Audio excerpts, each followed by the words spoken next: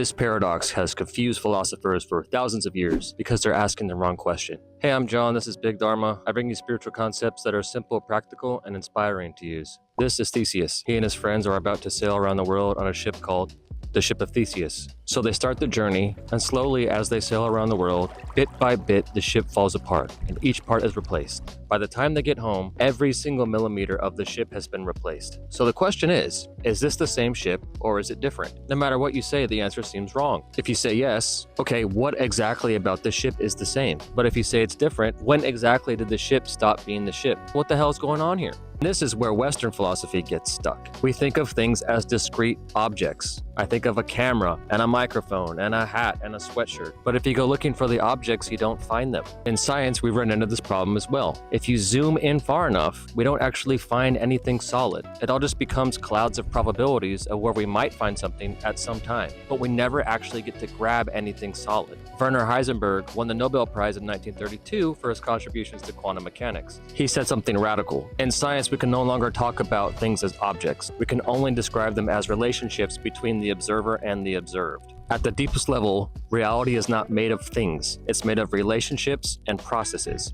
Now, in Eastern philosophy, the answer to the paradox is almost obvious. An Eastern sage would just say, yeah, that's because the ship doesn't exist in the first place. When the Buddha explained this, he used a chariot and not a ship. He said, look at the chariot and take it apart. You have a wheel, you have an axle, you have a carriage, you have ropes, but where is the chariot? And what part exactly is the chariot?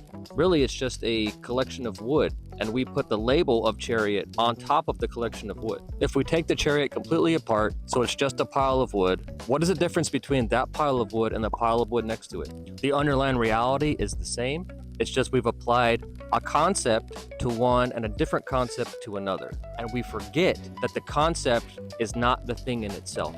And that is the source of all the trouble. And here's the important part. The Ship of Theseus is actually you.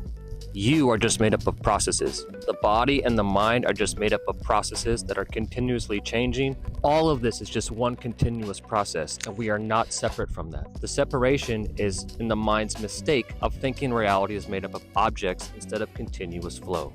So tell me what you think. Does a Ship of Theseus exist, or was it not the right question to begin with? I'm John, and this is Big Dharma.